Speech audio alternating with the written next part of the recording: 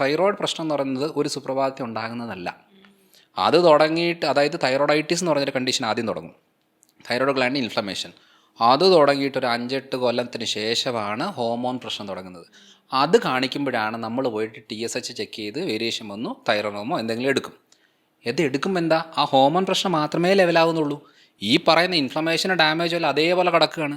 അതുകൊണ്ടാണ് ഈ 12.5 തൊട്ട് 25 50 75 150 ഇങ്ങനെ കയറി പോകുന്നതെന്ന് വെച്ചാൽ ഹോർമോണിൻ്റെ പ്രൊഡക്ഷൻ കുറയുന്നത് ലെവലാക്കി പോവുക. എന്തിനാ കുറയുന്നേ? അതിനകത്ത് മെയിൻ കാര്യമാണ് ന്യൂട്രീഷൻ ഡെഫിഷ്യൻസി ഒരെണ്ണം, സ്ട്രെസ് ഒരെണ്ണം, ഉറക്കം ക്ലിയർ ആയില്ലെങ്കിൽ ഫുൾ പണിപാളും.